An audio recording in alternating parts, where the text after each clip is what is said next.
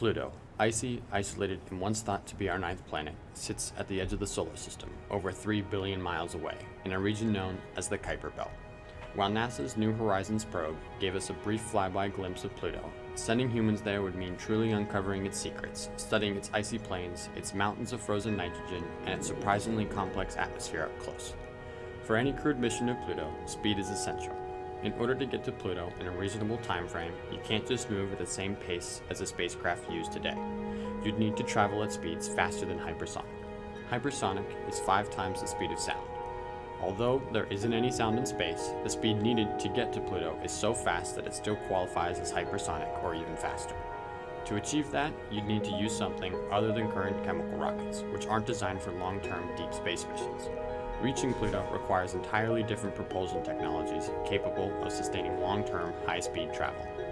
One promising option is VASMIR, the Variable Specific Impulse Magnetoplasma Rocket. This propulsion technology heats plasma to extreme temperatures and expels it at high speed to generate thrust. VASMIR could potentially reach Pluto in a year or two, balancing faster travel times with long-term efficiency. However, it's also incredibly power-hungry. This, combined with Pluto's distance from the Sun, means that sunlight is barely 1/1000th as strong as it is on Earth, rendering solar panels almost completely useless for high-power applications. With solar power out of the picture, a nuclear reactor is required to keep everything running continuously over the trip's duration. This wouldn't be your normal RTG used in space. Instead, it would be more like a nuclear reactor found on an aircraft carrier.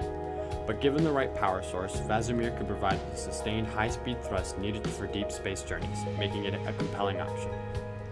But speed alone doesn't solve all of our problems. Traveling billions of miles through space to Pluto, far from the protection of Earth's magnetic field, exposes the crew to high levels of cosmic radiation. In deep space, radiation comes from solar activity and cosmic rays, which can damage both electronics and human tissue. One approach is to arrange the fuel tanks around the crew compartment, creating a kind of protective bubble as the fuel absorbs incoming radiation. The one major problem with this method is that the fuel would be used throughout the mission.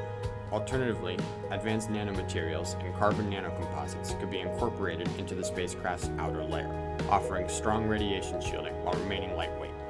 These new materials are still in development, but they represent a promising frontier in shielding against radiation for deep space exploration.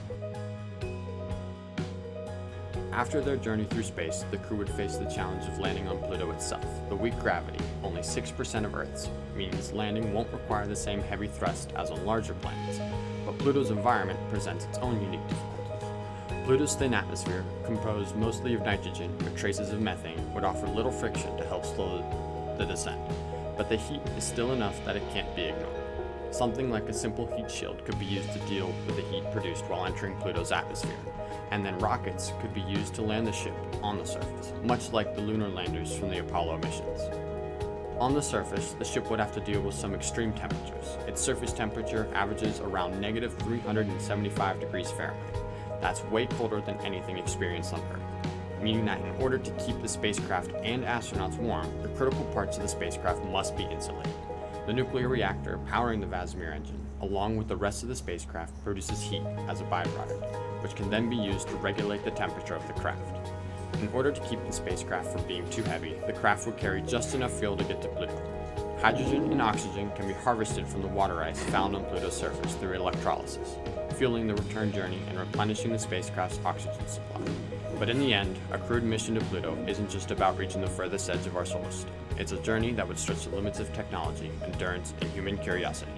To land on Pluto would be to venture to one of the last untouched worlds, a place where humanity has never set foot and few have even dared to imagine travel. Standing on the edge of Pluto, with the sun a faint glimmer in the sky, the crew would know they're not just exploring Pluto, they're redefining what it means to explore. This mission would stand as a testament to human ambition and the drive to push beyond the boundaries of the known, a journey to the end of the solar system and the start of an era where no destination is too far.